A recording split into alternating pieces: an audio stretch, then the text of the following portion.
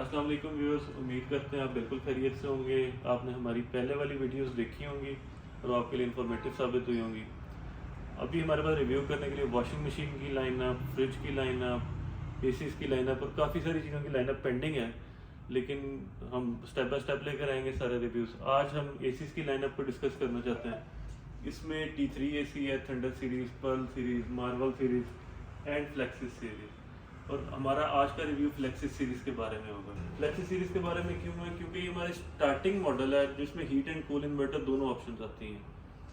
यानी हीटिंग की ऑप्शन भी है, कूल की भी है, इसलिए इसकी डिमांड पूरा साल चलती है और काफ़ी ज़्यादा इन डिमांड रहता है। इवन कभी कभार हमें सप्लाईज पूरी करने में मसला बन जाता है। फ्लेक्सिस इन्वर्टर 1.5 टन में आता है, कंपनी से बड़े अच्छे तरीके से लेके जा रही है। वही 10 ईयर कंप्रेसर वारंटी कंपनी देती है, 4 ईयर की पीसीबी किट की वारंटी देती है, 1 year parts warranty. And her AC की तरह हायर सारे एसी की इंस्टॉलेशन फ्री देता है, कंपनी की तरफ से इंस्टॉलेशन होती है। इसमें भी सेम वही चीज़ आती है। आए आपको फ्लेक्सिस इन्वर्टर थोड़ा दिखाते हैं जी। ये हमारा हीट एंड कूल में मॉडल है सर। ये इसके अंदर जो मेन फिल्टर्स आते हैं इनको ने ब्लैक कलर में बनाया गया है तक, क्योंकि डस्ट ज़्यादा खींचते हैं और आगे डस्ट नहीं पहुंचती, और इसको हम इजीली साफ़ कर सकते हैं। नॉर्मल पहले ब्लू फिन में आया करता था एसी का इंडोर, इसको गोल्ड फिन में किया गया और गोल्ड की भी लेयर को डबल किया गया। गोल्ड की लेयर डबल करने का फ़ायदा ये है कि इसे रस्ट से बचाया जा सके। जितना मैक्सिमम ये रस्ट से बचेगा उतनी इसकी परफॉर्मेंस भी बेहतर होगी और इसकी स्पेशली लाइफ भी बेहतर होगी। अगर रस्ट लगना शुरू हो जाए तो फिर एसी की लाइफ ही ख़त्म हो जाती है। एसी को लीक होने से बचाने के लिए, इसकी लाइफ को इन्हेंस करने के लिए इसमें ये चीज़ें डाली गई हैं। अब ये देखें, ये हमारे पास इंडोर है इसका। इसमें ये सिंगल फैन ग्रिल आती है, इसकी ग्रिल्स लेफ़्ट राइट भी मूव करती हैं, अप डाउन भी मूव करती हैं, वो सारा फीचर इसके अंदर आता है। अगर किसी को वाईफाई कनेक्टिविटी चाहिए हो तो कंपनी ने वो भी ऑप्शन इसमें दी है कि आप वाईफाई पोर्ट कंपनी को डिमांड करके लगवा सकते हैं। इसमें आपका ये वाला एसी भी वाईफाई से कनेक्ट हो सकता है। फिर सेकंड पार्ट, इसकी सबसे मेन चीज़ जो इसका आउटडोर यूनिट है, आए हम उसकी तरफ लेके चलते हैं। इसका आउटडोर यूनिट नॉर्मल 1.5 टन के एसी से एक बड़ा आउटर यूनिट है। आप किसी भी साइज़ में से लेंगे, 1 टन, 1.5 टन, 2 टन, ये 3 साइज़ में आता है। जिसमें भी लेंगे ये as a comparison to other brand इसका साइज़ बड़ा होगा। हम आते हैं इसके मेन आउटर यूनिट पे। जैसे कि हम अभी डिस्कस कर रहे थे कि इसके आउटर का साइज़ बाकी यूनिट से बड़ा है, उसकी रीज़न क्या है? 1.5 टन का एसी हमेशा 18,000 BTU होता है। कुछ कंपनीज में, खैर किसी का नाम नहीं लेना चाहूँगा, कुछ ने BTUs में कम भी रखा था सिर्फ एनर्जी सेविंग को एनहेंस करने के लिए।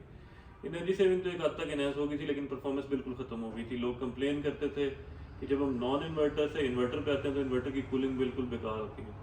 उस चीज़ को कवर करने के लिए हायर ने क्या किया कि हायर के जो एसी की कूलिंग कैपेसिटी है, बाकी सबकी 18,000 BTU है, हायर में 19,000 BTU दी गई है।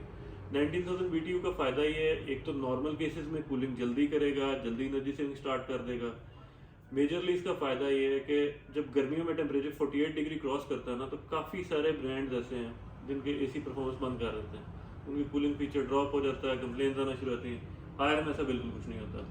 ये 48 डिग्री प्लस में भी बेस्ट परफॉर्मेंस देता है। अगर वोल्टेज डाउन जाएंगे, हीट एक्स्ट्रा होगी। वोल्टेज डाउन का इशू क्यों नहीं दिनों में होना था? वोल्टेज डाउन जाते हैं, हीट एक्स्ट्रा होती है, तो इसके BTUs फिर भी इतने एक्स्ट्रा हैं कि वो माइनस भी हों तो इसके पास काफ़ी पावर एनर्जी बच जाती है। सेम चीज़ इन 19,500 BTUs इसके कूलिंग पार्ट में भी डाले गए हैं, जो मतलब विंटर में भी यूज़ करते हैं हीटिंग पार्ट में। तो हीटिंग कूलिंग दोनों चीज़ें इसकी इफेक्टिव हैं। आए दूसरी चीज़ आपको दिखाते हैं कि जी इसका साइज़ नॉर्मल से बड़ा है, और फिर इसके अंदर ये जो पाइप्स लगाए गए हैं, कभी किसी कंपनी ने पाइप ऐसे एडवर्टाइज नहीं किया पाइप बाहर लगा के। हायर इसलिए एडवर्टाइज करता है क्योंकि हायर कुछ छुपाना नहीं चाहता। हायर के पाइप्स प्योरली कॉपर में है। ये कोई भी कस्टमर इस पार्ट को कहीं से भी खोल के देखना चाहे वो देख सकता है। ये इसीलिए ये चीज़ ऐसे की गई है कि कस्टमर्स देख सकें, उन्हें सेटिस्फेक्शन हो कि वो जिस चीज़ पे पैसे भर रहे हैं क्या वो चीज़ वर्थ इट है या नहीं है। फिर इसके अंदर 10 फुट के कॉपर पाइप्स, 10 फुट की wiring, copper wires original company की तरफ से आती हैं, क्योंकि 10 फुट एक्सटेंडेड मेजर दिया गया है कि इसमें एसी फिट होना था और उसकी इंस्टॉलेशन वैसे ही फ्री है। अगर किसी जगह पे एक्स्ट्रा पाइप जाएँ तो कंपनी रिकमेंड करती है पाइप में जोड़ ना लगाएं, इकट्ठा पाइप यूनिट कंपनी से आप ले लें और कंपनी को बता देती है कि किस तरह से उसकी इंस्टॉलेशन वगैरह होंगी। अच्छा, दूसरी चीज़, जो ये सीरीज़ है ना, इसका नाम ट्रिपल इन्वर्टर भी कहा जाता है। तो अब लोग अक्सर पूछने आते हैं कि ट्रिपल इन्वर्टर क्या चीज़ है। ट्रिपल इन्वर्टर मीन्स इन्होंने सारी मोटर्स को काउंट किए, इवन जो इसके अंदर फ़ैन की मोटर्स दी गई हैं, इवन जो ग्रिल्स की मोटर दी गई हैं, आउटर फैंस की मोटर दी गई हैं, सारी मोटर्स इन्वर्टर में। ऐसा नहीं है कुछ हमारे पास ना, नॉर्मली ट्रेंड पहले चलता रहा कुछ ब्रांड्स ऐसे थे उनका सिर्फ कंप्रेसर इन्वर्टर था, एसी ऑलमोस्ट नॉर्मल था। तो कंप्रेसर तो एनर्जी सेविंग करता था, बाकी चीज़ें नहीं करती थी। इसमें सारा कुछ चेंज किया गया, इसकी हर चीज़ इन्वर्टर में, मतलब फैन मोटर, वैसे ग्रिल मोटर और बाकी एसी तो इन्वर्टर है ही, तो उसके लिए काफ़ी सिस्टम परफेक्ट बनाया गया है।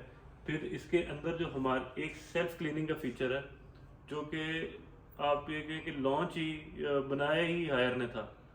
सबसे पहले सेल्फ क्लीनिंग इन्होंने बनाया था। बाकी कुछ कम ब्रांड ऐसे करते थे कि कूलिंग पहले चलाओ फिर हीटिंग चलाओ, कूलिंग चलाओ, वो वैसे गलत बात थी। इसमें ये कि जब आप सेल्फ क्लीनिंग का फीचर ऑन करते हैं, आपका एसी ऑफ रहता है, आउटर यूनिट एक्टिव हो जाता है, इंडोर का फैन बंद रहता है। अंदर पहले ये जितना पार्ट आप ये अंदर देख रहे हैं, इस सारे के ऊपर आइस जमती है।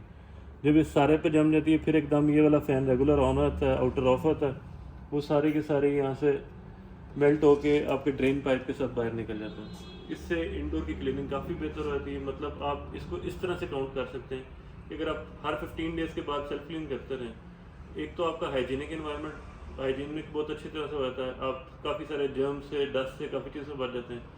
और दूसरी चीज़ ये कि नॉर्मली अगर एक एसी एक टाइम पीरियड के बाद सर्विस करवाना पड़ता था ना, तो इसमें उसका टाइम पीरियड डबल हो गया कि एटलीस्ट आप डबल टाइम उसे चला सकते हैं।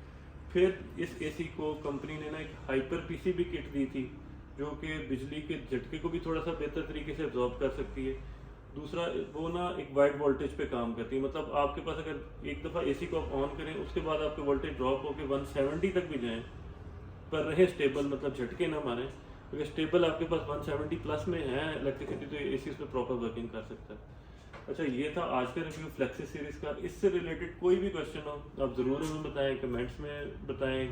किसी और चीज़ के बारे में जानना चाहते हैं तो उसके भी हमें बताएं, उसके बारे में ज़रूर रिव्यू बनाएंगे। आपके कोई क्वेश्चंस हो इसके बारे में, कोई भी फीचर समझ आने में मसला हो, या कोई आप कंप्लेन करवाना चाहते हैं हायर की किसी प्रोडक्ट के बारे में, तो आप हमें ज़रूर बताएं, हम आपकी उसमें ज़रूर हेल्प करेंगे, आपका मसला हल करवा देंगे। और हम कोशिश करेंगे कि नेक्स्ट जल्दी से जल्दी और ज़्यादा से ज़्यादा रिव्यूज़ लेके आएँ, ताकि आपको ज़्यादा प्रोडक्ट्स दिखा सकें और आपका ज़्यादा फ़ायदा हो सके। थैंक यू, अल्लाह हाफिज़।